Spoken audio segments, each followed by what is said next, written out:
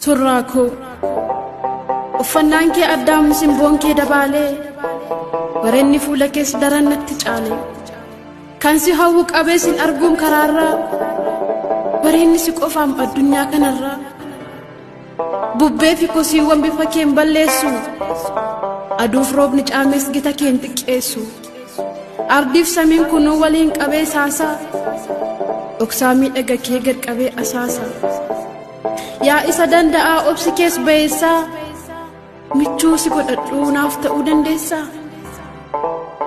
yaa tokkicha hundaa ilmaadha warqiidhaa moo sin madaaluu laata abbaan kee mootiidha anoo tutturee raamsituun beeku malee ergan si mil'achuuf bahee karaa bulee tuttureera dhugaa falmituu kee ta'een deddeema si duuba iddoon ejjannaa kee humaan qabu huuba oduu utaalanii kaasanii awwaaraa yoo hamaa kee faarsan garaatu na aaraa kolfa kee gammadeen lugamtoota jibbaa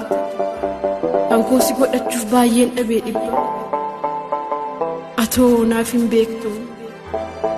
onnee koo warraaqxee takkammoo watwaatte si dhabdee hollatteem na harkatti laafte dhugaa baattoo taateen baattoo ba'aa gaaffii iddoof galma dhabdee galma aara galfii cinqii saniin dhahannaasaa gubaa laphee dafqisiisaa qufaa qakkee bishaan dhugeen qabbaneessu achi darbees jalaan dheessu diraa hin mallee fi rarraate akkasuufi onneen siin dheebotte anaan kuffisuufi elaame surraa koo hoogganaa namoomaa siin ala jiraan koo jiraa mitiin homaa jaarrotaas imalee faana keen barbaada kan kuusi godhachuu dadhabee tan aada dhugaadhaan ani bar mil'uu argaa namaa jalaatii rurruuqee osoon gola onnee koo keessatti si suuqee mormatti si kaadhee silaa akka kudhaamaa addunyaaf lallabeen nagaa cimaa dhaama ati bar na keessa garmaamtee na si eeffachiista miirota koo mootee na mi'eeffachiista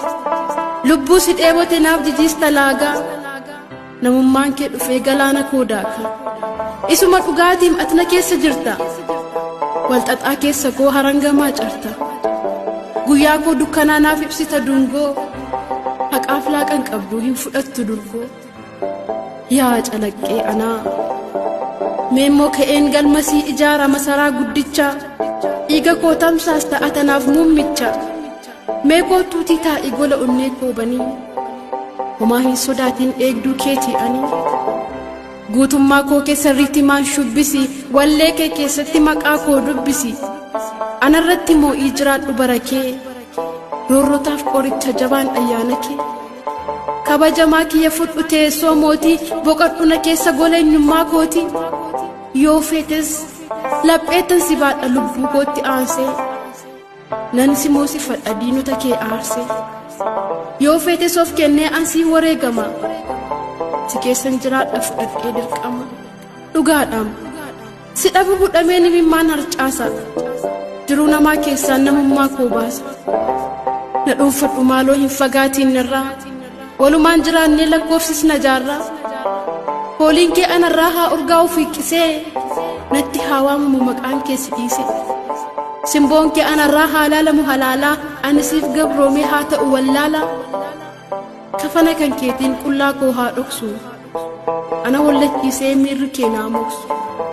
dhiiga koo dhiiga keen makii na qixeessi addunyaa kee fedhaam achitti nageessi namummaa koo huruursi fedhii kan koo biti gola jaalala kee na fudhadhuu lixi sanyii kee naa kenni garaa kottan baadha firii kee daheetan addunyaadhaaf laadha huursee haa odeessu ormiif warri ollaa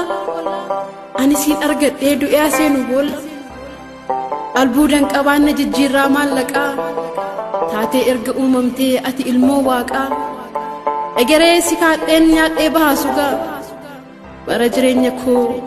naaf qajeelchi dhugaa